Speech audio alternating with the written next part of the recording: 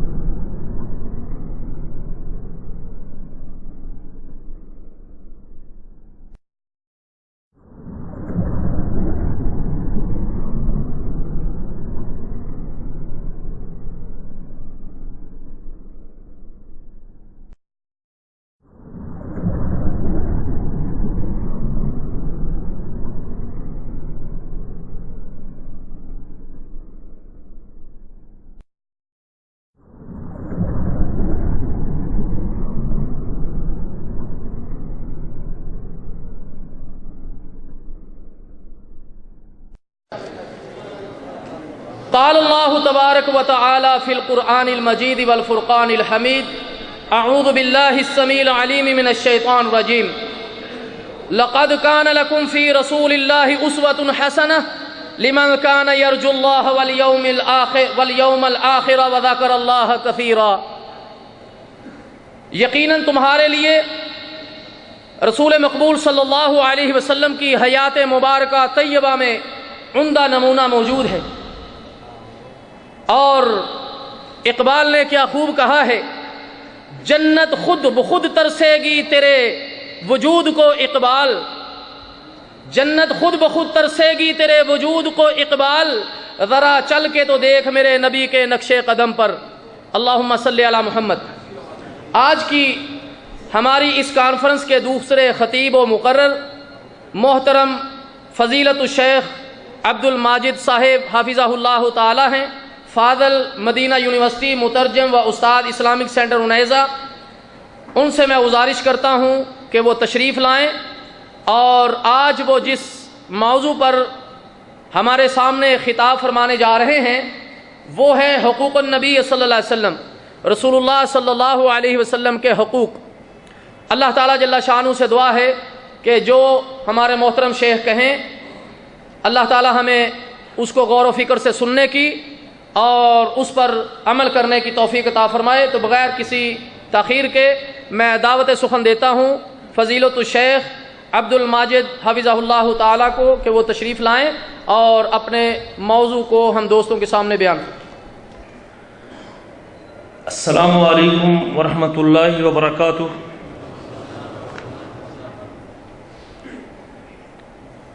ان الحمد للہ نحمده ونستعینه ونستغفره ونعوذ باللہ من شرور انفسنا ومن سیئات اعمالنا من يهده الله فلا مضل له ومن يضلل فلا هادي له واشهد ان لا اله الا الله وحده لا شريك له واشهد ان محمدا عبده ورسوله. اللهم صل على محمد وعلى آل محمد كما صليت على إبراهيم وعلى آل إبراهيم إنك حميد مجيد. اللهم بارك على محمد وعلى آل محمد كما باركت على إبراهيم وعلى آل إبراهيم إنك حميد مجيد. رب اشرح لي صدري ويسر لي أمري واحلل عقدة من لساني يفقهوا قولي. أما بعد فأعوذ بالله من الشيطان الرجيم. قل يا أيها الناس انی رسول اللہ الیکم جمیعا الذی لہ ملک السماوات والارض لا الہ الا ہو یحیی ویمیت فآمنوا باللہ ورسولہ النبی الأمی الذی یؤمن باللہ وکلماتہ واتبعوہ لعلکم تہتدون۔ گرامی قدر بھائیوں اور لائق احترام بزرگوں، اللہ مالک الملک کا فضل و کرم ہے کہ اس پروردگار عالم نے مجھے اور آپ کو بنی نوع انسان، نسل آدم، ذریت آدم اور اولاد آدم علیہ السلام سے پیدا کیا ہے۔ پیدا کرنے کے بعد، وجود دینے کے بعد، کریٹ کرنے کے بعد، ایجاد کرنے کے بعد اور بنانے کے بعد میرے آپ کے خالق و مالک نے مجھے اور آپ کو شتر بے مہار کی طرح چھوڑ نہیں دیا، بلکہ ہماری ہدایت کے لیے، ہماری رہنمائی کے لیے، ہمیں سیدھے راستے پہ چلانے کے لیے، صحیح لائن پر قائم رکھنے کے لیے، صراط مستقیم پر گامزن کرنے کے لیے، جہنم کی آگ سے بچانے کے لیے، جنت باغات اور نہروں کا مالک بنانے کے لیے، اور اس سب سے بڑھ کر جنت میں داخل کرنے کے بعد اپنے دیدار کا شرف عطا کرنے کے لیے انبیاء علیہ السلام، آدم علیہ السلام سے لے کر نبی آخر الزمان حضرت محمد الرسول اللہ صلی اللہ علیہ وآلہ وسلم تک نبی، رسول اور پیغمبر دنیا میں بھیجے اور مبعوث فرمائے۔ یہ میری اور آپ کی سعادت ہے، یہ میری اور آپ کی خوش نصیبی ہے، یہ میرے اور آپ کے لیے سعادت کی بات ہے۔ ہمارے نصیب میں اور ہمارے حصے میں جو نبی آئے، جو رسول آئے، جو پیغمبر آئے، جو ہادی آئے، جو راہبر آئے، وہ عام نبی نہیں اور عام رسول نہیں، وہ سید الاولین بھی ہیں اور سید الآخرین بھی ہیں، وہ ساقی کوثر بھی ہیں اور شافی معاشر بھی ہیں، وہ پوری اولاد آدم کے سردار ہیں اور پوری نسل آدم کے سید ہیں۔ یہ رب ذوالجلال کا احسان ہے، اور خالق کی کائنات نے اپنی کتاب میں جہاں باقی احسانات کو یاد کروایا ہے، اس پروردگار عالم نے اس احسان کی بھی یاد دہانی اپنی کتاب میں کی ہے کہ میں نے نبی کریم حضرت محمد الرسول اللہ صلی اللہ علیہ وآلہ وسلم جیسے نبی کا امتی بنا کے اور اس پیغمبر کو تمہیں بطور رسول عطا کر کے میں نے تم پر احسان کیا ہے۔ لقد من اللہ علی المؤمنین اذ بعث فیہم رسولا، اللہ نے مومنوں پر احسان کیا ہے کہ ان میں ایک رسول بھیجا اور ایک پیغمبر بھیجا اور ایک ہادی بھیجا، اور وہ رسول کون ہے؟ وہ میرے آپ کے حبیب، میرے آپ کے سید حضرت محمد رسول اللہ صلی اللہ علیہ وسلم ہے۔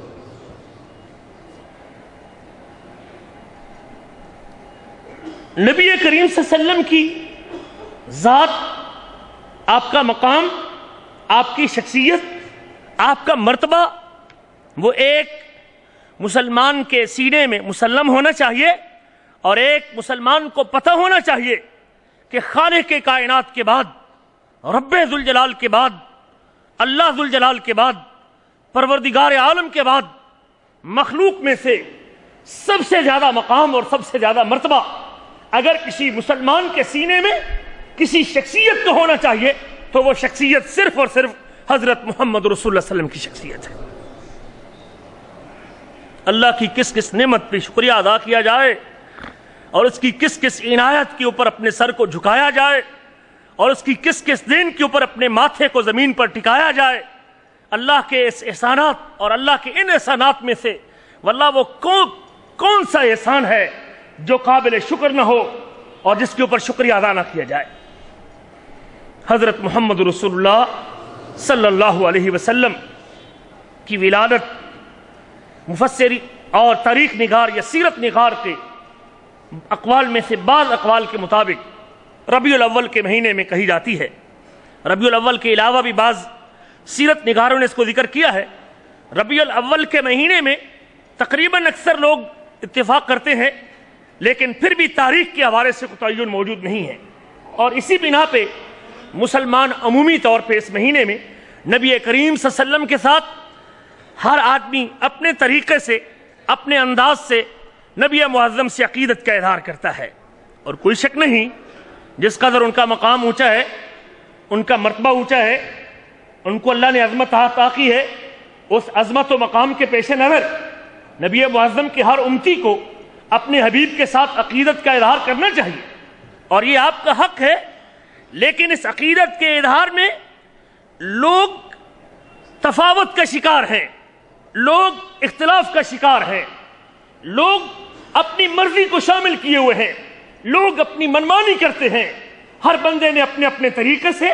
اپنے اپنے انداز سے، اپنی اپنی مرضی سے نبی معظم سے عقیدت کا اظہار کرنا شروع کر رکھا ہے۔ لیکن یاد رکھیں، میری اور آپ کی عقیدت رب ذوالجلال کے ہاں اجر کا باعث تب بنے گی، ثواب کا باعث تب بنے گی، بدلے کا باعث تب بنے گی جب وہ عقیدت رب ذوالجلال کی بتائی ہوئی حدود کے مطابق ہو اور بتائی ہوئی حدود کے موافق ہو۔ جب میری اور آپ کی عقیدت اللہ کی مقرر کردہ حدود کے مطابق اور موافق ہوگی تو وہ یقیناً میرے اور آپ کے لیے نجات کا ذریعہ بننے والی ہے۔ لیکن اگر میں نے اللہ کی مقرر کردہ حدود کو چھوڑ کے یا حدود کو کراس کر کے یا حدود سے تجاوز کر کے اپنی عقیدت کا اظہار شروع کر رکھا ہے تو خالق کی کائنات کے ہاں اس عقیدت کی کوئی قدر و قیمت نہیں۔ لوگ افراط و تفریط کے شکار ہیں۔ کچھ لوگوں نے آپ کے دیے گئے مقام میں سے کچھ چھوڑ کے آپ کو درجے سے کم کر دیا۔ نبی معظم کو جو حق اللہ نے عطا کیے تھے اس میں اس قدر کوتاہی برتی ہے کہ ان کی سیرت، ان کا کردار، ان کا رویہ، ان کا کیریئر، ان کا معاملہ بالکل نبی معظم کی صورت سے دور ہٹ گیا ہے، سیرت سے دور ہٹ گیا ہے۔ اور کچھ لوگ اس قدر غلو کا شکار ہوئے کہ رسول کریم صلی اللہ علیہ وسلم کی محبت کا نام لے کے اور آپ کی عقیدت کا نام لے کے آپ صلی اللہ علیہ وسلم کو عبودیت اور رسالت کے مقام سے اٹھا کے رب ذوالجلال کے قریب لا کے کھڑا کر دیا ہے۔ نہیں میرے بھائیو، ہم نے نہ حد سے تجاور کرنا ہے، نہ ہم نے تقصیر اور کمی کرنی ہے، نہ ہم نے حد کو کراس کرنا ہے، نہ ہم نے گراف سے نیچے آنا ہے۔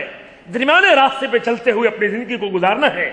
اور ان دنوں میں اور ان حالات میں بلکہ ہر لمحہ اور ہر گھڑی ایک مومن کو چاہیے کہ وہ اپنے حبیب اور اپنے محبوب حضرت محمد رسول اللہ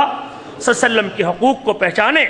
اور حقوق کو پہچاننے کے بعد اپنی زندگی کی آخری سانس تک نبی کریم صلی اللہ علیہ وسلم کے حقوق کو ادا کرتا رہے۔ یہی نجات کا راستہ ہے، اور یہی صراط مستقیم ہے، یہی سیدھا راستہ ہے، اور یہی جنت کا راستہ ہے۔ نبی کریم کے حقوق میں سے سب سے پہلا حق آپ کی رسالت پر ایمان رکھنا ہے، آپ کو رسول تسلیم کرنا ہے کہ اللہ نے میرے آپ کے نبی حضرت محمد رسول اللہ صلی اللہ علیہ وسلم کو آخری نبی اور آخری رسول اور آخری پیغمبر بنا کے بھیجا ہے۔ اور یہ ایمان کے بنیادی ارکان میں سے پہلے رکن کا دوسرا جز ہے۔ صحیح مسلم کی حدیث، حضرت نبی کریم فرماتے ہیں کہ بنی الاسلام علی خمس، اسلام کی بنیاد 5 چیزوں پہ ہے، اور سب سے پہلی بنیاد شہادت اللہ الہ الا اللہ، اس بات کی گواہی دینا کہ اللہ کے علاوہ کوئی عبادت کے لائق نہیں ہے، اور اس بات کی گواہی دینا کہ بے شک محمد صلی اللہ علیہ وسلم اس کے بندے اور رسول ہیں۔ اور قرآن مجید نے بھی مختلف اسلوبوں سے اور مختلف طریقوں سے ایمان بالرسول اور رسول پر ایمان لانے کے اوپر ترغیب دلائی ہے اور اس کے اوپر حکم دیا ہے۔ رب تعالیٰ سورۃ تغابن میں ارشاد فرماتے ہیں آیت نمبر 8، فآمنوا باللہ ورسولہ، ایمان لاؤ اللہ پر، یقین رکھو اللہ پر، تسلیم کرو رب ذوالجلال کی ذات کو، اور اللہ پر ایمان رکھنے کے بعد تم اس کے رسول کے اوپر بھی ایمان لے آؤ اور اس کے رسول کی رسالت کو تسلیم کرو، والنور الذی انزلنا، اور اس نور پر جو ہم نے اتارا ہے، اور اس سے مراد قرآن مجید ہے، اور اس نور پر ایمان لے آؤ جو ہم نے نازل کیا ہے۔ قرآن مجید کے اوپر اپنا یقین پختہ کرو، واللہ بما تعملون خبیر، اللہ تعالی جو تم عمل کرتے ہو اس سے خوب باخبر ہے۔ اور کہیں رب اعلان کرتے ہیں وما ارسلناک الا کافۃ للناس، ہم نے آدم علیہ السلام سے لے کر عیسیٰ علیہ السلام تک نبی رسول بھیجے ہیں۔ ہر نبی اپنی اپنی قوم کے لیے اللہ کا پیغام لے کے آیا، ہر رسول اپنی اپنی بستی کو رب کا پیغام سناتا گیا، ہر نبی اپنے محدود وقت کے لیے اپنی امت کے لوگوں کو رب کے پیغام کی تعلیم دیتا گیا۔ لیکن جب میرے اور آپ کے سید کی باری آئی، جب میرے اور آپ کے حبیب کی باری آئی، تو پھر رب اعلان کرتے ہیں وما ارسلناک الا کافۃ للناس، ہم نے پہلے نبیوں کو محدود بستیوں کی طرف، محدود علاقوں کی طرف، محدود قوموں کی طرف بھیجا ہے، لیکن جب نبی کریم کے دنیا میں رسول بنانے کے بھیجنے کی باری آتی ہے تو رب کہتے ہیں ہم نے پوری انسانیت کے لیے آپ کو نبی بنا کے بھیجا ہے۔ اما ارسلناک الا کافۃ للناس بشیرا ونذیرا، آپ جنت کی خوشخبری دیتے ہیں، جہنم سے ڈراتے ہیں، ولکن اکثر الناس لا یعلمون، لیکن اکثر لوگ علم نہیں رکھتے۔ لوگ کہنے کی حد تک محمد رسول اللہ تو کہتے ہیں، لیکن جب حبیب کائنات کی بتائی ہوئی بشارتوں پر عمل کی باری آتی ہے تو لوگ اس سے ناواقف نظر آتے ہیں۔ لوگ محمد رسول اللہ زبان سے تو کہتے ہیں، لیکن جب حبیب کائنات نے جن کاموں سے ڈرایا ہے اور جن کاموں سے بچایا ہے اور جس آگ سے بچانے کی تعلیم دی ہے، ان چیزوں سے بچنے کی باری آتی ہے تو پھر نبی معظم پر، رسالت کے پر ایمان کو بھول جاتے ہیں۔ وَلَكِنَّ أَكْثَرَ النَّاسِ لَا يَعْلَمُونَ، لیکن اکثر لوگ آپ کے اس منصب رسالت کو، منصب نظارت کو اور منصب بشارت کو بھولے ہوئے ہیں اور جانتے نہیں ہیں۔ اور کبھی اللہ اعلان کرتے ہیں سورۃ اعراف کے اندر قُلْ يَا أَيُّهَا النَّاسِ، کہہ دیجئے اے لوگو، انی رسول اللہ الیکم جمیعا، میں تم تمام کی طرف اللہ کا رسول اور اللہ کا پیغمبر ہوں۔ وہ اللہ جس کے لیے آسمانوں اور زمینوں کی بادشاہی ہے، لا الہ الا ہو، اور وہ اللہ جس کے علاوہ کوئی عبادت کے لائق نہیں ہے، الہ اور معبود صرف اسی کی ذات ہے۔ ہوا یحیی و یمیت، وہ زندہ بھی کرتا ہے اور مارتا بھی ہے۔ فآمنوا باللہ ورسولہ، اور دنیا کے لوگوں اللہ پر بھی ایمان لے آؤ اور اس کے رسول پر بھی ایمان لے آؤ، اور وہ رسول جو نبی امی ہے، الذی یؤمن باللہ وکلماتہ، جو اللہ پر ایمان رکھتے ہیں اور اس کے کلمات پر۔ واتبعوہ، تم اس نبی کی پیروی کرو، تم اس نبی کے پیچھے چلو، تم اس نبی کو فالو کرو، تم اس نبی کی اتباع کرو، تم اس نبی کی اطاعت کرو۔ واتبعوہ لعلکم تہتدون، یاد رکھو اگر تمہیں ہدایت مل سکتی ہے، تم ہدایت پہ آ سکتے ہو، ہدایت پا سکتے ہو، ہدایت یافتہ ہو سکتے ہو، تو ہدایت یافتہ ہونے کے لیے ایک ہی راستہ ہے کہ نبی کریم اللہ پر ایمان لانے کے بعد رسول کریم کے اوپر ایمان رکھو اور نبی معظم کی پیروی اور اطاعت کرو۔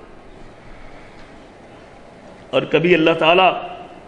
رسول کریم صلی اللہ علیہ وسلم کی رسالت کی اہمیت کو واضح کرتے ہوئے اپنی کتاب میں ایک نہیں کئی مقام پہ اللہ کے رسول حضرت محمد رسول اللہ صلی اللہ علیہ وسلم کی رسالت اور آپ کی اطاعت اور آپ کی اتباع کا حکم دیتے ہیں۔ نبی کریم صلی اللہ علیہ وسلم کا ایک فرمان جس کو حضرت عبادہ بن صامت روایت کرتے ہیں کہ رسول کریم صلی اللہ علیہ وسلم نے فرمایا، من قال اشہد ان لا الہ الا اللہ، میرے عزیز اگر آپ محمد رسول اللہ کو اپنا رسول مانتے ہیں تو یہ کوئی تھوڑی دولت تیرے ہاتھ میں نہیں، یہ کوئی معمولی دولت تیرے ہاتھ میں نہیں، تیری عظمت اور تیرا مقام یہ ہے اس وجہ سے کہ تو محمد رسول اللہ کو اپنا رسول مانتا ہے۔ نبی کریم فرماتے ہیں وہ شخص جو اللہ کے ایک ہونے کی گواہی دیتا ہے اور ساتھ اس بات کا بھی اقرار کرتا ہے کہ بے شک محمد صلی اللہ علیہ وسلم اس کے بندے اور رسول ہیں، نبی معظم کو اللہ کا بندہ بھی مانتا ہے، رسول کریم کو رب ذوالجلال کا بھیجا ہوا پیغمبر بھی مانتا ہے، اور عیسیٰ علیہ السلام کو اللہ کا بندہ اور اس کی بندی کا بیٹا مانتے ہوئے اور اللہ کا کلمہ مانتے ہوئے زندگی گزارتا ہے، اور وہ اللہ کی طرف سے روح بھی مانتا ہے اور جنت کو حق سمجھتا ہے، دوزخ کو حق سمجھتا ہے۔ جب اس کے سینے میں اللہ کے اوپر ایمان کے ساتھ رسول کے اوپر ایمان بھی موجود ہے، اس رسول پر ایمان اور اللہ پر ایمان کا نتیجہ کیا نکلے گا؟ جب قیامت کا دن ہوگا، جب نفس نفسی کا عالم ہوگا، جب کوئی دستگیر نہیں ہوگا، جب کوئی ہاتھ پکڑنے والا نہیں ہوگا، جب کوئی اللہ اکبر کبیرہ مددگار اور معاون نہیں ہوگا، اگر آج تیرے سینے میں رسول کریم پر ایمان موجود ہے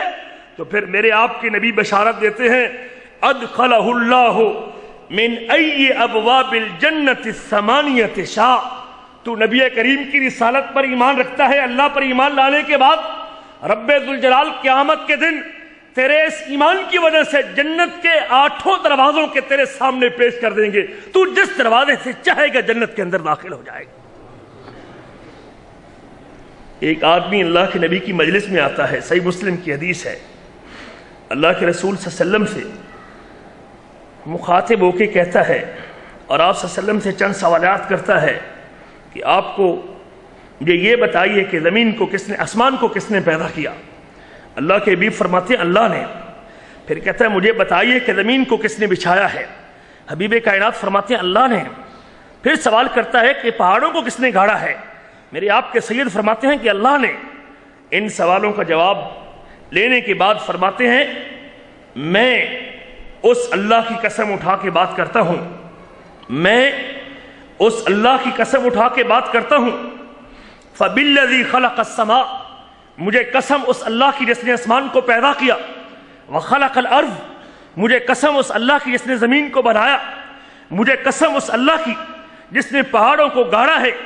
اور اس طرح 3 قسمیں اٹھانے کے بعد نبی کریم سے مخاطب ہو کے کہتا ہے آ اللہ ارسلک، کیا اللہ نے آپ کو رسول بنا کے بھیجا ہے؟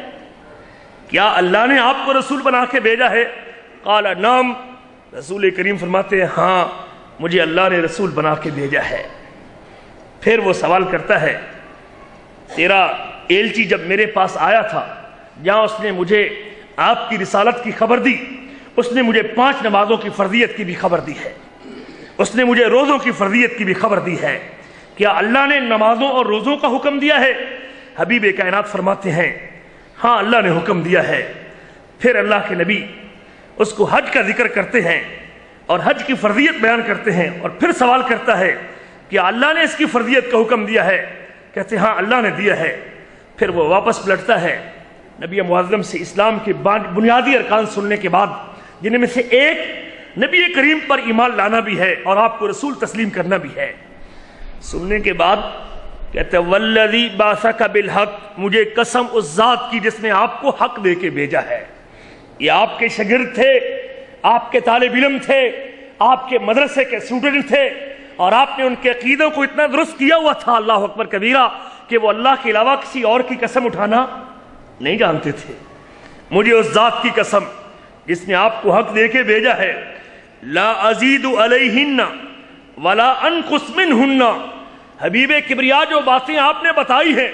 ان میں سے ایک بات آپ کو رسول ماننا بھی ہے، میں ان باتوں میں سے کسی چیز میں اضافہ بھی نہیں کروں گا اور اس میں کسی چیز میں کمی بھی نہیں کروں گا. یہ عہد کرنے کے بعد اور یہ اقرار کرنے کے بعد جب آپ کی مجلس کو چھوڑتا ہے تو میرے آپ کے حبیب اس بندے کے ان کلمات کے اوپر اپنے ریمارکس دیتے ہوئے فرماتے ہیں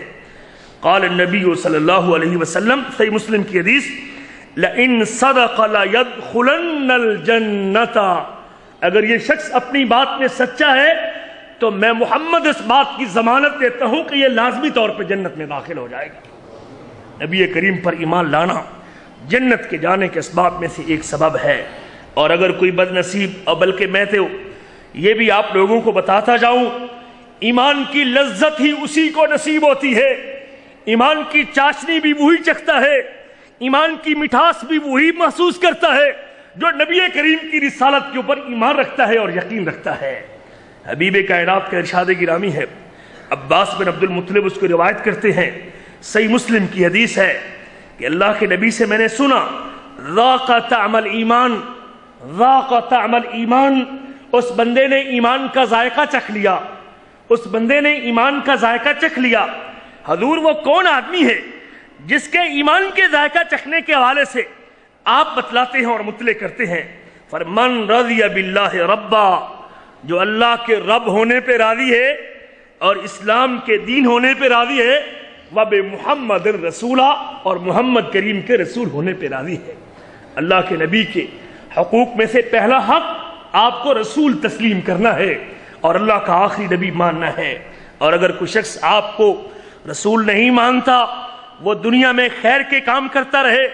دنیا میں اچھے کام کرتا رہے، فلاح و بہبود کا کام کرتا رہے، لوگوں سے ہمدردی کرتا رہے، اللہ اکبر، لوگوں کی خیرخواہی کرتا رہے۔ جب تک نبی کریم کی رسالت پر ایمان نہیں لائے گا تب تک اس کا کوئی عمل بھی رب ذوالجلال کے ہاں اجر و ثواب کا باعث نہیں بنے گا۔ اس لیے کہ حبیب کائنات کا فرمان ہے، صحیح مسلم کی حدیث ہے، حضرت ابو ہریرہ اس کو روایت کرتے ہیں کہ اللہ کے نبی نے فرمایا والذی نفس محمد بیدی، مجھے اس ذات کی قسم جس کے ہاتھ میں محمد کی جان ہے۔ کون ہے؟ کون ہے؟ اونچی بولیں۔ مجھے اس ذات کی قسم ہے جس کے ہاتھ میں مجھ محمد کی جان ہے، اور قسم اٹھا کے میرے آپ کے حبیب فرماتے ہیں لا یسمع بی احد من هذه الامت یہودی ولا نصرانی، اس امت کا کوئی یہودی یا کوئی عیسائی جس کو میرے رسول ہونے کا علم ہوتا ہے، جس کو میرے نبی ہونے کا پتہ چلتا ہے، جس کو میرے نبوت کے اعلان کا علم ہوتا ہے، ثم یموت، اور میرے نبی ہونے کا پتہ لگ جانے کے بعد پھر اس کو ایسی حالت میں موت آتی ہے وَلَمْ يُؤْمِنْ بِالَّذِي أُرْسِلْتُ بِهِ، دنیا سے رخصت ہوتا ہے، مرتا ہے، لیکن مرنے سے پہلے مجھ پر ایمان نہیں لاتا، وہ یہودی ہو یا عیسائی ہو، کسی آسمانی کتاب کے اوپر ایمان رکھتا ہو، اللہ ذوالجلال کے اوپر یقین رکھتا ہو، کسی آنے والے نبی کو مانتا ہو، لیکن جب تک میری رسالت کو تسلیم نہیں کرے گا، حبیب کائنات فرماتے ہیں الا کان من اصحاب النار، وہ قیامت کے دن جہنم والوں میں سے ہوگا اور دوزخیوں میں سے ہوگا۔ اس لیے مجھے اور آپ کو اللہ کی اس عنایت کے اوپر بھی شکریہ ادا کرنا چاہیے کہ اس مالک نے مجھے اور آپ کو نبی کریم کا امتی ہونے کا شرف بخشا ہے، رسول کریم کا ماننے والا بنایا ہے، حبیب کائنات پہ ایمان رکھنے والا بنایا ہے۔ اللہ تعالیٰ اور واللہ جو آپ کی ایمان آپ کی رسالت پر یقین رکھتے تھے اور اس قدر پختہ یقین رکھتے تھے، ان کا کردار کیا ہوا کرتا تھا۔ ابو بکر صدیق کے پاس جب نبی کریم معراج پہ جاتے ہیں، معراج پہ جانے کے بعد کچھ لوگ جو کچے ایمان والے تھے جب نبی معظم کا معراج کے اوپر جانے کا واقعہ سنتے ہیں اور خبر سنتے ہیں، دین سے مرتد ہو جاتے ہیں، بھاگے بھاگے ابو بکر صدیق کو شکار کرنے کے لیے آتے ہیں کہ آج تک ابو بکر صدیق کو بھٹکا نہیں سکے، شاید اس واقعے کی بنا پہ ان کو پیچھے ہٹا لیتے ہیں۔ کہتے ہیں نئی بات سنی ہے؟ ابو بکر صدیق کہتے ہیں کیا نئی بات کرتے ہو؟ کہتے ہیں تیرے دوست نے اعلان کیا ہے کہ میں راتوں رات بیت اللہ سے نکلا ہوں، بیت المقدس گیا ہوں، اور پھر رات کی ہی عالم میں بیت المقدس سے 7 آسمانوں کی سیر کر کے آیا ہوں۔ کہنے لگا اگر یہ بات محمد کریم کہتے ہیں تو سچ کہتے ہیں۔ لگا تو کیسی بات کرتا ہے؟ کہتا محمد کریم کہتے ہیں تو سچ کہتے ہیں۔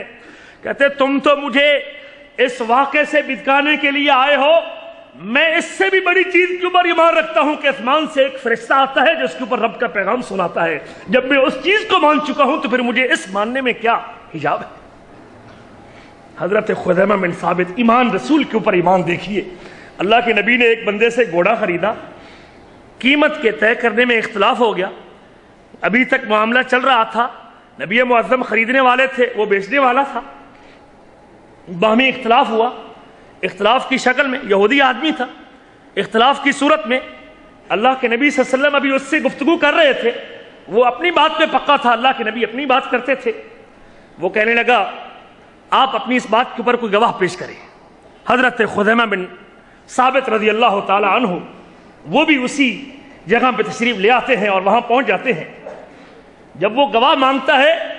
حضرت خزیمہ بن ثابت جب معاملہ طے ہو رہا تھا تب وہاں موجود نہیں تھے، لیکن جب اس نے گواہی کا مطالبہ کیا تو حضرت خزیمہ کہتے ہیں ہاں جو نبی معظم کہتے ہیں وہی بات سچی ہے۔ وقتی طور پہ تو اللہ کے نبی صلی اللہ علیہ وسلم خاموش رہے، تو دیر کے بعد اللہ کے نبی خزیمہ سے پوچھتے ہیں خزیمہ تو موجود ہی نہیں تھا،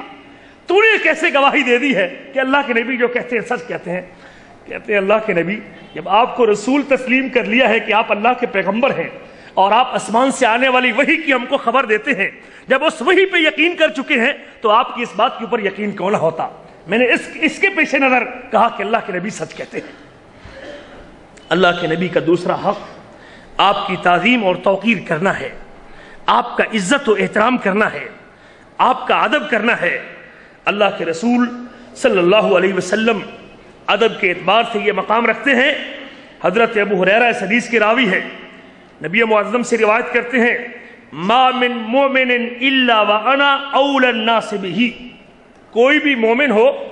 اگر اس مومن کے سب سے زیادہ قریبی اور سب سے زیادہ اقرب اور سب سے زیادہ قریب کسی کی ذات ہے تو میں محمد کی ذات ہے، دنیا اور آخرت میں۔ اور اگر پڑھنا چاہتے ہو دلیل کے طور پہ، نبی کریم اپنی بات کی دلیل کے طور پہ اللہ کا فرمان پیش کرتے ہیں۔ اللہ فرماتے ہیں النبی اولا بالمؤمنین من انفسہم، پیغمبر کی ذات مومنوں سے ان کی جانوں سے بھی زیادہ قریب ہے۔ اور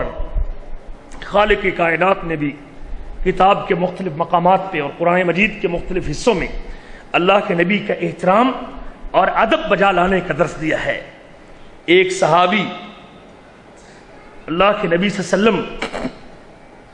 کی موجودگی میں اونچی آواز سے بات کرتا ہے، اونچی آواز سے بات کرتا ہے رسول کریم کی موجودگی میں، بلکہ لوگ جب ایک دوسرے کو پکارتے تو نام لے کے پکارتے تھے۔ رسول کریم صلی اللہ علیہ وسلم کے حوالے سے اللہ نے خصوصی طور پہ متنبع کیا سورۃ نور کے اندر کہ جس طرح ایک دوسرے کو آپس میں پکارتے ہو، نبی معظم کو اس انداز سے آواز دینے کی اجازت نہیں ہے۔ یہ آپ کا مقام اور آپ کا ادب ہے اور آپ کی توقیر اور آپ کا احترام ہے کہ ایک دوسرے کو جو تم بلاتے ہو اور پکارتے ہو، حبیب کائنات کو بلانا ہو تو بلانے کا یہ انداز اختیار نہ کرو۔ سورۃ نور اللہ فرماتے ہیں لا تجعلوا دعاء الرسول بینکم کدعاء بعضکم بعضا، رسول کے پکارنے کو اپنے پکارنے کی طرح نہ بناؤ، جس طرح تم ایک دوسرے کو آواز دیتے ہو اس طرح رسول کریم کو آواز نہ دو۔ اور فرمایا اللہ تعالیٰ نے سورۃ حجرات کے اندر یا ایھا الذین آمنوا لا ترفعوا اصواتکم فوق صوت النبی، او ایمان کی نعمت اپنے سینے میں سمیٹنے والوں اور اپنے آپ کو مومن کہنے والوں اور ایمان والوں کی صف میں شامل ہونے والوں، لا ترفعوا اصواتکم فوق صوت النبی، نبی کی آواز پر اپنی آوازوں کو بلند نہ کرو، اور ایک دوسرے کو بلانے کی طرح ان کو اونچی آواز سے نہ بلاؤ جس طرح تم ایک دوسرے کو بلاتے ہو۔ اور اگر تمہاری آواز نبی کی آواز پہ بلند ہو گئی اور تم نے بھی آپس کی طرح نبی معظم کو بلانا شروع کر دیا تو پھر اس بات کا ڈر ہے کہ ان تحبط اعمالکم وانتم لا تشعرون، تمہاری نیکیاں برباد ہو جائیں گی اور تم کو پتہ بھی نہیں چلے گا۔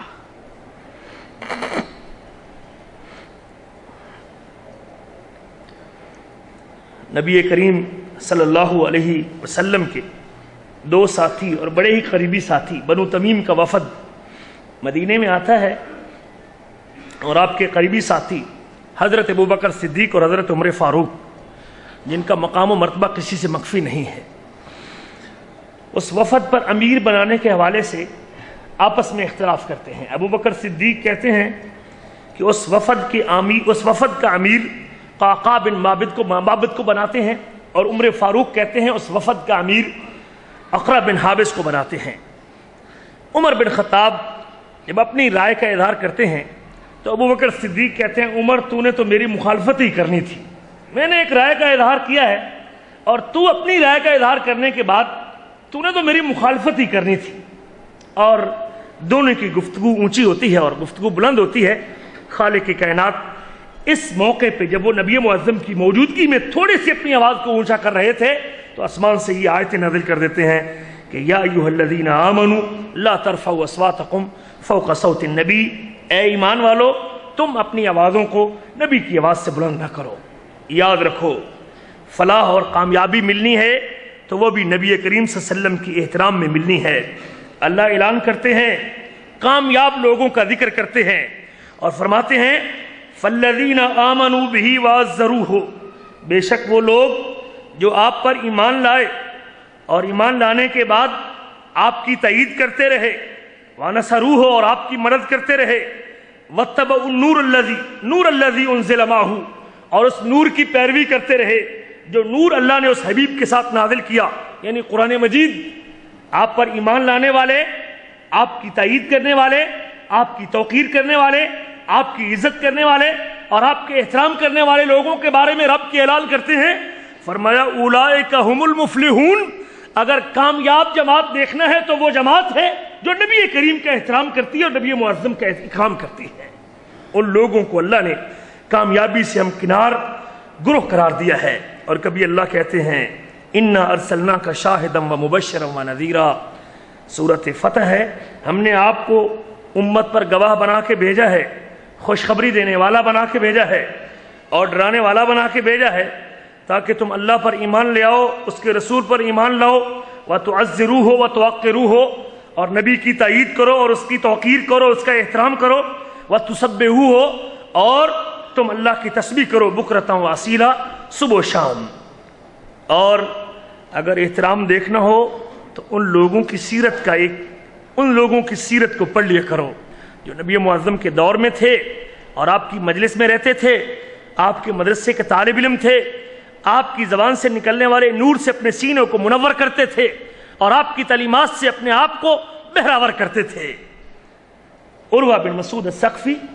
صلح حدیبیہ کے موقع پہ نبی معظم سے مذاکرات کرنے کے لیے مکے والوں کا نمائندہ بن کے جاتا ہے، اللہ کے نبی صلی اللہ علیہ وسلم سے ملاقات کرتا ہے اور ٹیڑھی نگاہ کے ساتھ رسول کریم کے صحابہ کو دیکھتا ہے کہ یہ اللہ کے نبی کے شاگرد اللہ کے نبی سے کیا معاملہ کرتے ہیں، اور پھر پوری ملاقات کے بعد اور مکمل دیکھنے کے بعد پھر اپنے خیالات کا اظہار کرتا ہے، واللہ مجھے قسم ہے اللہ کی، ادب دیکھنا ہو تو صحابہ کرام کا ادب دیکھو، مجھے قسم ہے اللہ کی، لقد وفدت علی الملوک، مجھے بڑے بڑے بادشاہوں کے پاس سفیر بن کے جانے کا اتفاق ہوا ہے، بڑے بڑے بادشاہوں کے پاس وفد کے طور پہ گیا ہوں، وفدت علی قیصر و کسریٰ، میں کیسر کے پاس بھی گیا ہوں، کسریٰ کے پاس بھی گیا ہوں، نجاشی کے پاس بھی گیا ہوں، واللہ اور مجھے قسم ہے اللہ کی، ان رأیت ملکا قط یعظمہ اصحابہ ما یعظم اصحاب محمد صلی اللہ علیہ وسلم محمدا، میں نے بڑے بڑے بادشاہوں کے درباریوں کو اپنے بادشاہوں کا وہ احترام کرتے نہیں دیکھا جو احترام نبی معظم کے صحابہ اپنے نبی محمد صلی اللہ علیہ وسلم کا کرتے ہیں۔ یہ وہ عروہ بن مسعود ہے جو صحابہ اکرام کا نبی معظم کے احترام کے حوالے سے اپنی رائے کا اظہار کرتا ہے، اور پھر آگے اس کی ایک عملی نمونہ بھی پیش کرتا ہے، کہتا ہے ان تنخم نخامۃ الا وقعت فی کف رجل،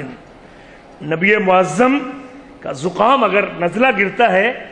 اللہ کے نبی صلی اللہ علیہ وسلم کا اللہ اکبر بلغم گرتی ہے، تو وہ صحابہ کرام زمین پہ نہیں گرنے دیتے، اپنے ہاتھوں میں لے لیتے ہیں۔ یہ احترام بھی بیان کیا ہے، اور اس کو اپنے چہرے پہ مل لیتے ہیں اور اپنے جلد پر مل لیتے ہیں۔ وَإِذَا أَمَرَهُمْ ابْتَدَرُوا، میں دیکھتا ہوں اس کے شاگردوں کو اور اس کے مومنوں کو، اس پر ایمان لانے والوں کو، جب وہ حبیب ان کو آرڈر دیتے ہیں تو بھاگ کے اس آرڈر کے سامنے سر تسلیم خم کر دیتے ہیں اور آپ کا حکم مان لیتے ہیں۔ میں دیکھتا ہوں اذا توضأ كادوا يقتتلون على وضوئه، جب حبیب وضو کرتے ہیں، یہ اللہ کے نبی کے محب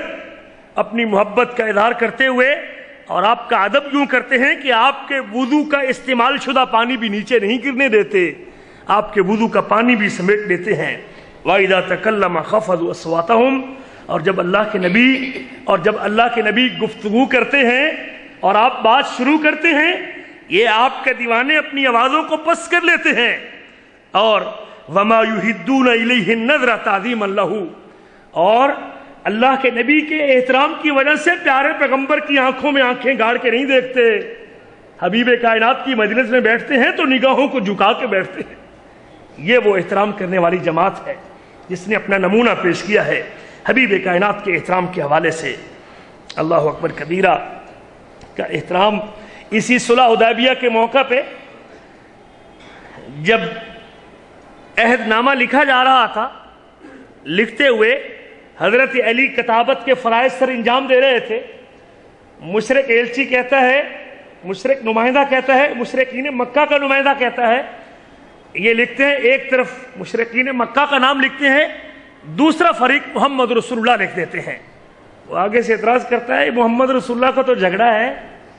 اگر رسول اللہ مان لیں تو پھر یہ صلح کرنے کی ضرورت کیا تھی؟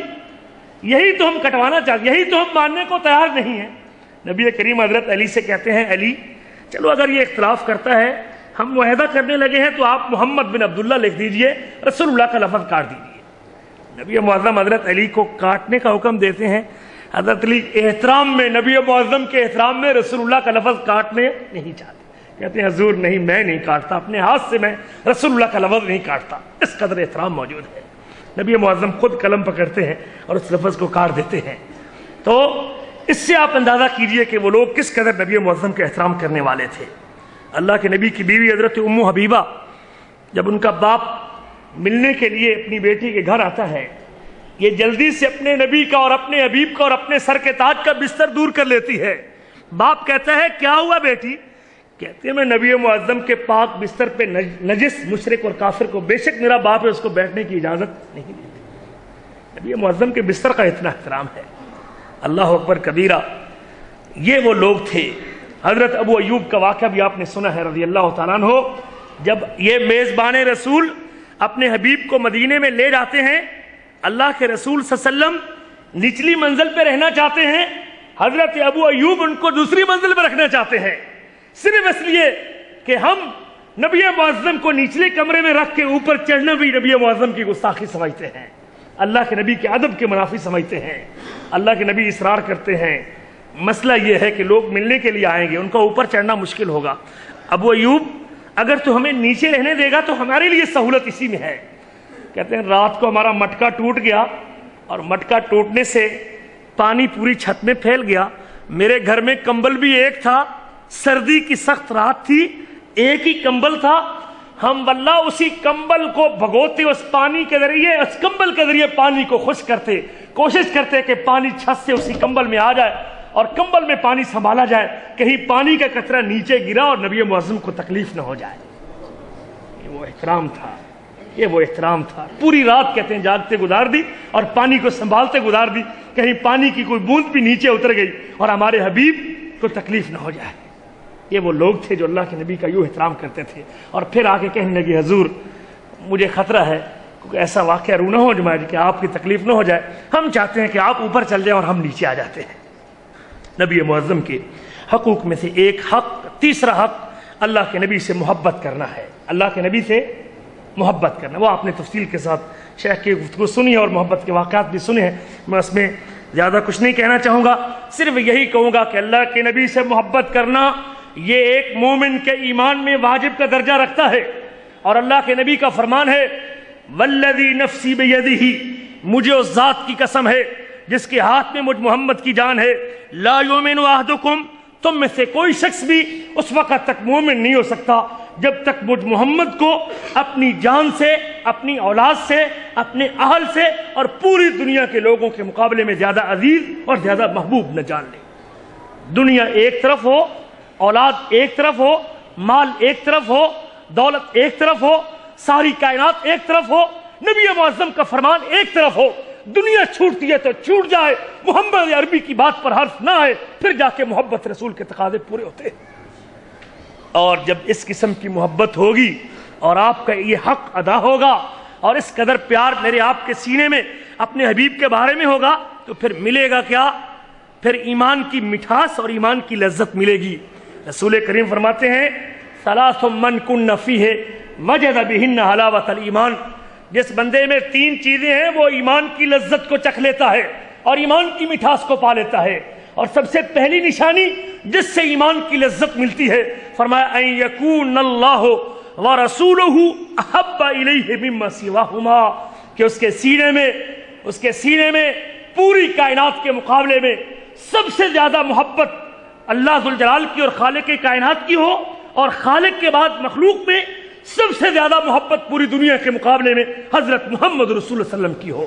جب اس انداز سے زندگی گزارے گا تو پھر وہ ایمان کی لذت کو بھی پائے گا، اور صرف ایمان کی لذت کو نہیں پائے گا، جب قیامت کا دن ہوگا تو پھر اپنے حبیب کا ساتھ بھی پا لے گا۔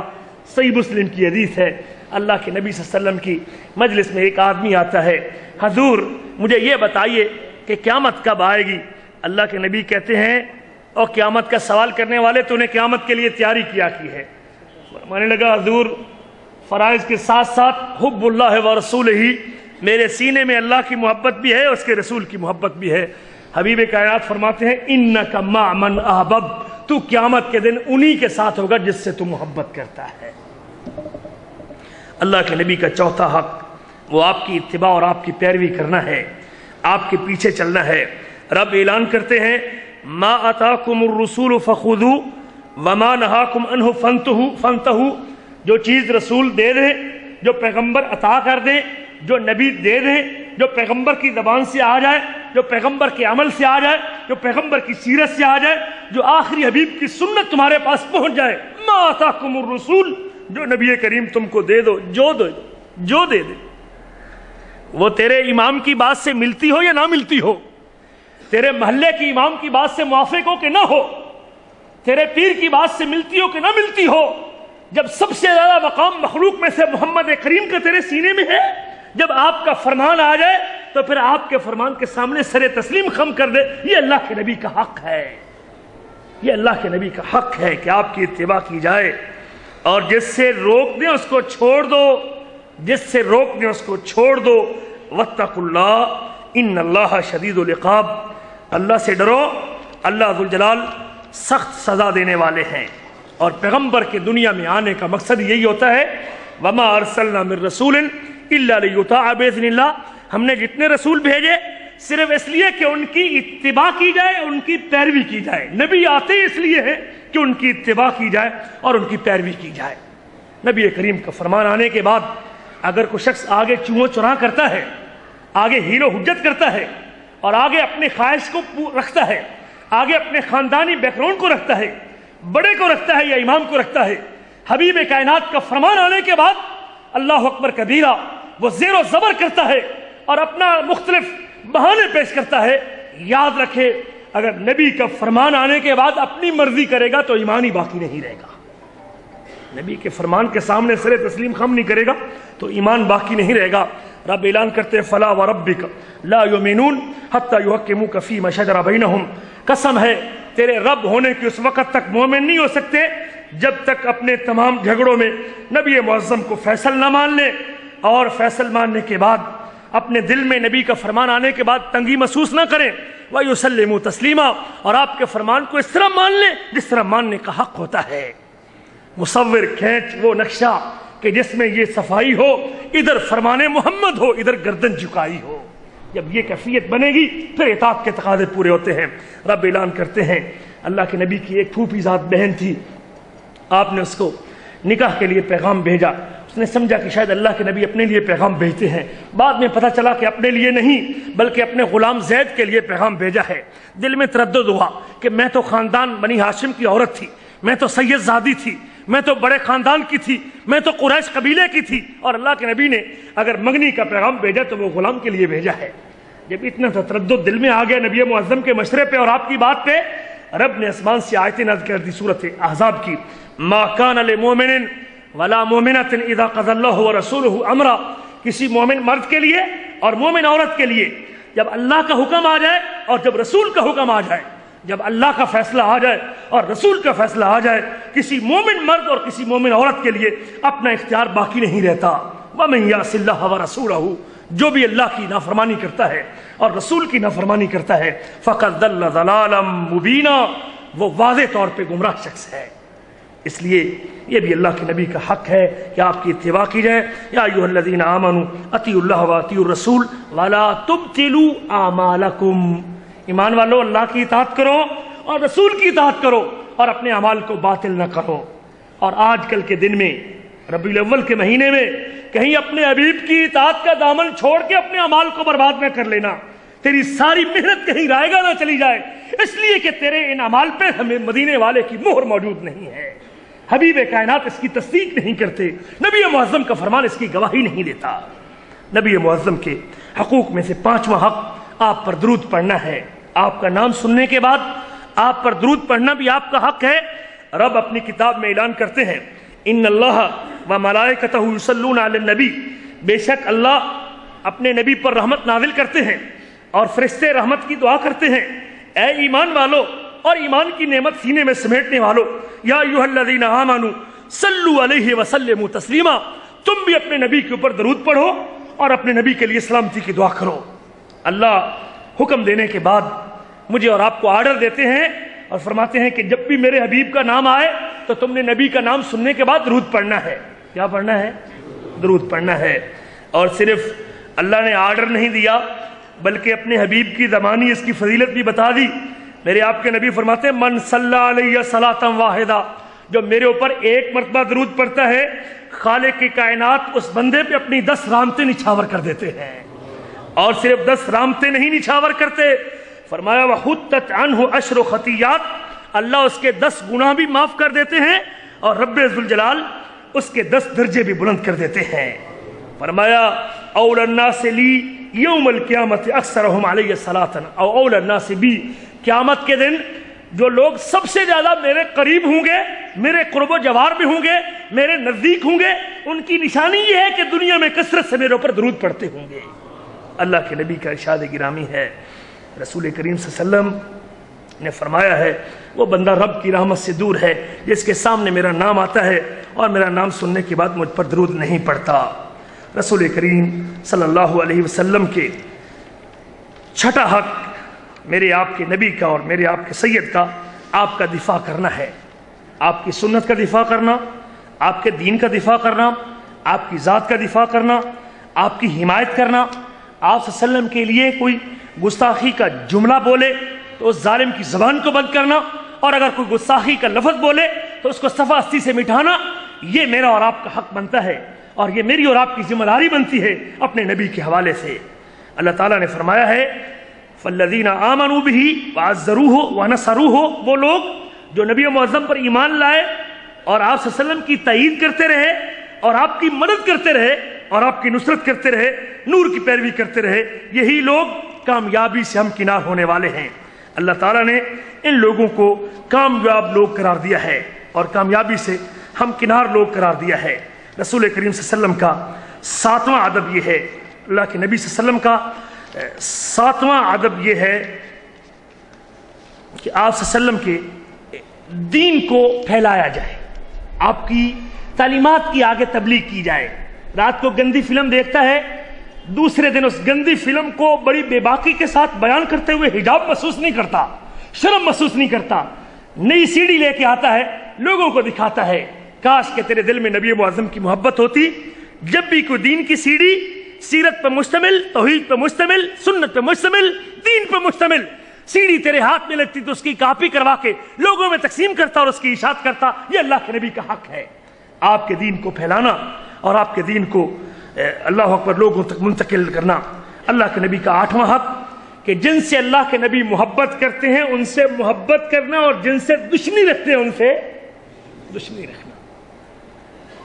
جن سے محبت کرتے ہیں ان سے محبت کرنا اور جن سے دشمنی رکھنے ہیں ان سے دشمنی. اب میں اندازہ لگا لوں کہ میری محبت کن لوگوں کے ساتھ ہے، میرا چہرہ لباس کن لوگوں کی طرح ہے. اگر تو میں نبی کریم سے محبت کرتا ہوں اور ان کے محبوبین سے محبت کرتا ہوں اور ان کے محبین سے محبت کرتا ہوں اور ان کے متوالوں سے محبت کرتا ہوں اور ان کے جہالوں سے محبت کرتا ہوں جن کے دل نبی معظم کی محبت سے لبریز تھے اور جن کے دامن اطاعت رسول سے بھرے ہوئے تھے، تو پھر میرے جسم کے اوپر بھی نبی معظم کی اطاعت کا رنگ نظر آنا چاہیے. لیکن اگر آج میرے جسم پہ اس حبیب کی سنت کا نقشہ نظر نہیں آتا تو پھر سمجھ لوں کہ میں اللہ کے نبی کے محبت کرنے والوں سے محبت نہیں کرتا، میری محبت کچھ اور لوگوں کے ساتھ ہے. رب اعلان کرتے ہیں یا ایھا الذین آمنوا لا تتخذوا آباءکم واخوانکم اولیاء، ایمان والو تم اپنے آباء و اجداد کو اور اپنے بھائیوں کو دوست نہ بناؤ اگر وہ کفر کو ایمان پر پسند کرتے ہیں. ومن یتولہم منکم فاولئک هم الظالمون، جو کافروں سے دوستی کا ہاتھ بڑھائے گا اور ان کے ہاتھ میں ہاتھ دے گا، ان سے محبت کرے گا، وہ ظالموں میں سے ہے اور اس کا شمار بھی انہی لوگوں میں سے ہوگا. اور اللہ کے نبی صلی اللہ علیہ وسلم کا 9واں حق، اور اپنی گفتگو کو میں سمیٹتا ہوں اور ختم کرتا ہوں. پیارے حبیب حضرت محمد رسول اللہ صلی اللہ علیہ وسلم کا 9واں حق یہ ہے کہ آپ کے صحابہ اور آپ کے اہل بیت کا احترام کیا جائے. آپ کے صحابہ اور آپ کے اہل بیت کا احترام کیا جائے. نبی معظم کے ازواج مطہرات اور آپ صلی اللہ علیہ وسلم کی بیوییں سب سے پہلے اہل بیت میں شامل ہیں اور اللہ کے نبی کے صحابہ کی بھی عزت و احترام کیا جائے. رب اعلان کرتے ہیں کہ جب آپ کے گھر والوں میں سے کسی ایک پر الزام لگا تو اللہ تعالیٰ نے کہا اس وقت کہ جب مومنو تم نے سنا تھا تم نے اس وقت اپنے آپ کے ساتھ خیر کا ارادہ کیوں نہیں کیا، اور تم نے خیر خیال کیوں نہیں کیا، اور تم نے اس کو جھوٹا واقعہ کیوں نہیں قرار دیا تھا؟ اگر تمہارے سینوں میں نبی کی محبت تھی تمہیں اس واقعے کو پھیلانا نہیں چاہیے تھا، بلکہ تمہیں چاہیے تھا کہ تم اس واقعے کی نفی کرتے۔ اور اللہ اعلان کرتے ہیں والذین جاءوا من بعدهم یقولون ربنا اغفر لنا ولاخواننا الذین سبقونا بالایمان۔ بعد کے آنے والے لوگ اس بات کی دعا کرتے ہیں اللہ ہم کو بھی معاف کر دے اور ہمارے ان بھائیوں کو بھی معاف کر دے جو ایمان میں ہم سے سبقت لے گئے، اور ہمارے دلوں میں ان کے بارے میں کینہ پیدا نہ کر، ہمارے دلوں میں ان کے بارے میں کینہ پیدا نہ کر جو ایمان والے گزر گئے ہیں۔ ربنا انک رؤوف الرحیم، اے ہمارے رب بے شک تو شفقت کرنے والا رحم کرنے والا ہے۔ اور نبی کریم نے فرمایا لا تسبوا اصحابی، تم میرے صحابہ کو گالی نہ دو، فإن أحدكم لو أنفق مثل أحد ذهبا، اگر تم میں سے کوئی ایک احد پہاڑ کے برابر بھی سونا خرچ کر دے، صحابہ کرام کی ایک مٹھی کا وہ مقابلہ، صحابہ کرام کی وہ مٹھی کا مقابلہ نہیں کر سکتا۔ تمہارا احد پہاڑ کے برابر خرچ کرنا صحابہ کی ایک مٹھی کا مقابلہ نہیں کر سکتا۔ رسول کریم صلی اللہ علیہ وسلم کا 10واں اور آخری حق کہ آپ سے جفا نہ کی جائے، آپ سے بے وفائی نہ کی جائے۔ اللہ کے رسول نے جن باتوں سے روکا ہے مجھے اور آپ کو رک جانا چاہیے۔ آپ کی تعریف کے اندر اور آپ کی مدح سرائی کے اندر مبالغہ کرنا، میرے آپ کے نبی کا فرمان ہے لا تطرونی کما اطرت النصارى عیسیٰ بن مریم، مجھے اس طرح نہ بڑھانا چڑھانا جس طرح عیسائیوں نے عیسیٰ بن مریم کو بڑھا چڑھا کے اللہ کا بیٹا بنا دیا۔ انما انا عبد، میں تو اللہ کا بندہ ہوں، فقولوا عبد اللہ ورسولہ، تم یہی کہتے رہو کہ وہ اللہ کے بندے ہیں اور اللہ کے رسول ہیں۔ اللہ کے نبی کے نام کی قسم نہ کھانا۔ رسول کریم فرماتے ہیں من کان منکم حالفا فلا یحلف الا باللہ، جو تم میں سے قسم اٹھانا چاہتا ہے وہ اللہ کے علاوہ کسی اور کی قسم نہ اٹھائے۔ رسول کریم کا فرمان ہے، اللہ کے نبی نے روکا ہے کہ میری قبر کو میلہ گاہ نہ بنانا،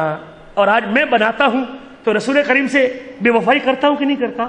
اللہ کے نبی کی حکم عدولی کروں گا اور آپ سے بے وفائی کروں گا۔ آپ نے روکا ہے لا تجعل قبری وثنا یعبد بعدہ، میری قبر کو ایسا بت نہ بنانا جس کی بعد میں پوجا کی جائے۔ لعن اللہ قوما، اللہ اس قوم پر لعنت کرتا ہے اتخذوا قبور انبیائہم مساجدا، جنہوں نے اپنی نبیوں کی قبروں کو سجدہ گاہ بنا لیا۔ اور یہ جو لوگ 12 ربیع الاول کے روز جو کچھ کر رہے ہیں یہ بھی میرے آپ کے نبی کے حکم کے خلاف ہے، اور آپ سے جفا کی ایک صورت ہے۔ میرے آپ کے نبی کہتے ہیں من عمل عملا لیس علیہ امرنا فهو رد، جس نے ایسا عمل کیا جس پر ہماری مہر نہیں، جو ہم نے بتایا نہیں، جو ہم نے سکھایا نہیں، جس کی ہم نے تعلیم نہیں دی، وہ مردود ہے، وہ اللہ کے یہاں قابل قبول نہیں۔ اور اس طرح جفا کی ایک شکل یہ بھی ہے، نبی معظم کے ذمے ایسی باتیں لگانا جو آپ نے نہ فرمائی ہوں۔ رسول کریم فرماتے ہیں من کذب علی متعمدا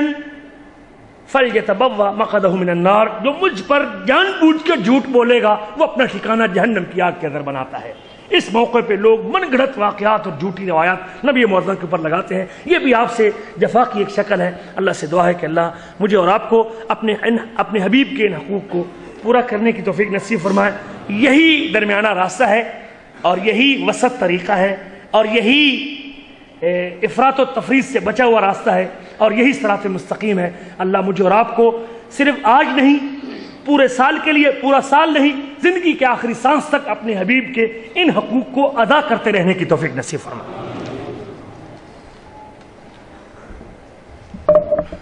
یہ تھے ہمارے محترم شیخ عبد الماجد حفظہ اللہ تعالی، جو آپ دوستوں کے سامنے رسول اللہ صلی اللہ علیہ وسلم کے حقوق مسلمانوں پر، امت محمدیہ پر وہ بیان کر رہے تھے۔ اللہ تعالیٰ جل شانہ سے دعا ہے کہ جو کچھ ہم نے سنا ہے اللہ اس پہ ہمیں عمل کرنے کی توفیق عطا فرمائے، اور شیخ محترم کی